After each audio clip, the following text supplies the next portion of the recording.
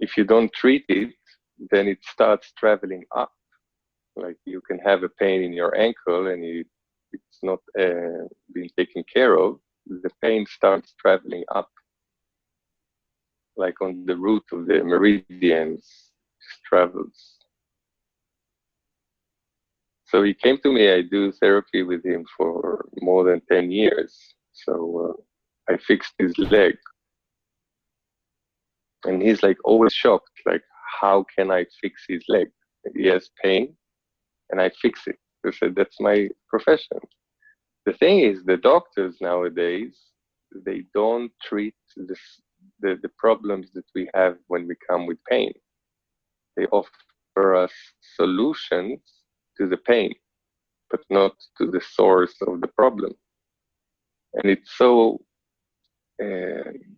so many years that it's been going on that we got used to say, yeah, of course, we're going to do surgery. Like, what do you think? We're going to treat you? No, we're going to do some procedure on you, like that he is a doctor. Or he would give you a medicine that would take away the pain temporarily so you can walk. But this is even worse because then it may take the inflammation now, but if you have a problem there in your fascia, in your muscles, then it's going to come back with vengeance after the etopan or whatever is going to prescribe to take away the pain and the inflammation. So we did therapy and we discussed Emet. Emet is, I think I told you about this project. Emet is the truth in Hebrew, Emet. But it's that I communicate with when I'm asking questions about the unknown or the universe that I cannot know on my own with my limited brain. So I ask him. He's like a messenger. I call him Emet, maybe it's it's just a frequency that's running through the universe that we can just tune into and get some knowledge, like we get any knowledge when we think. So Emet is telling me or answering me or giving me a sign or sometimes revealing itself in my dreams. And then I wake up in the morning and I know something. Normally, it would be if I have, like now, I have a new client, my therapy, that I need a lot of energy and resources to treat.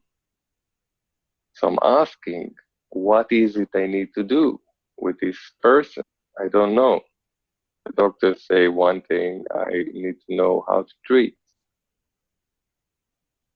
Because nowadays, people suffer from complex syndromes of the 21st century, like fibromyalgia or multiple sclerosis or ALS or all those diseases that we hear that, oh, he has it, she has it. You hear it sometimes, like he has cancer, she has MS, he has Alzheimer's, he has. If people get those diseases in older age, and the doctors just say, okay, welcome, you're one of them. I will write your name and give me your card. I will swipe it in the machine, and you're one of us now. This is the medicine you take, and this is the age you're gonna die. And good luck. Come visit me regularly now. I will change the of your medicine. I will give you other medicine, but I cannot cure you. And this is a wrong attitude that we just had. I think we can manage our lives before we get the disease. And if, God forbid, we get the disease,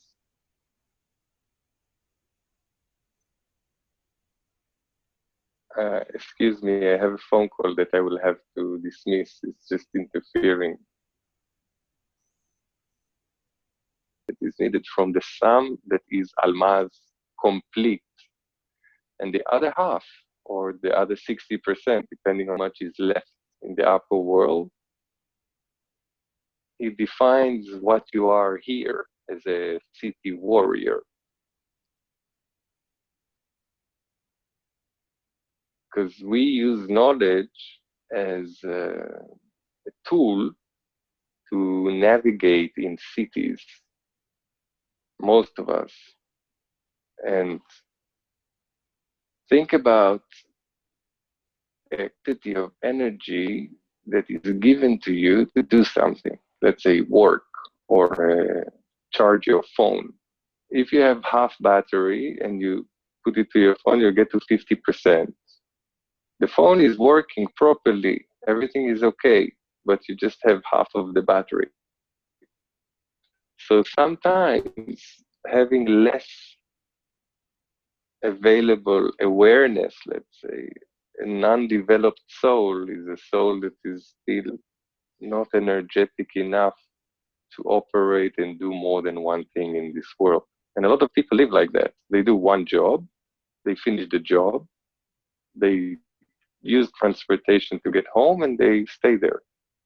Do whatever they want to do at home, but that's it.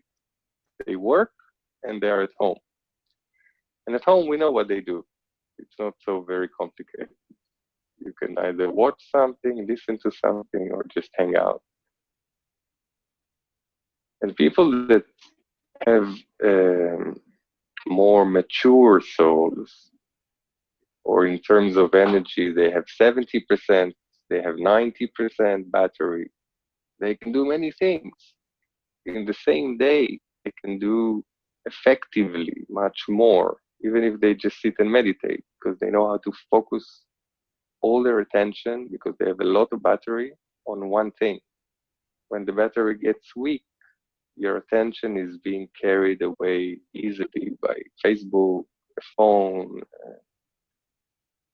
another device that is taking your attention. Some people have a TV on every time they're in the room, just to have this background noise that comes down their mind.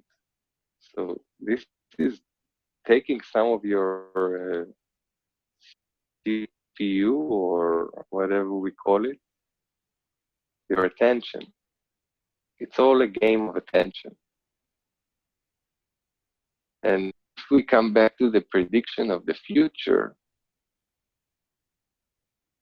the only commodity that you would have after we reach the singularity, or this point where the machine is serving all the needs that we have, is to create energy.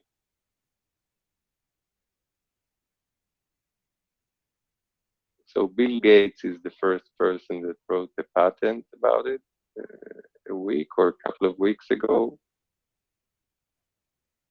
So you can sit and watch Netflix, and while you watch a series, every series has a degree of how much it engages your brain, because some series are more complicated and you need to think what's going to happen. And then you activate a neuron, all the activity in your brain shoots up, flares up. You create a cloud of energy in your brain. And this could be detected by a device that is saying, Almaz now just thought 1 unit. And we can use this, so they will build our homes. Watch your education. Go and watch. It helps the family. Everybody gives his share. I'm watching YouTube. You sit and watch Game of Thrones or whatever you tell him to watch. And he sits and watches, and his brain is creating a unit, and your brain is creating a unit, and it covers the cost of this household, because it costs something, electricity and print food, that you will have a printer at home that prints your food. Many people would lose the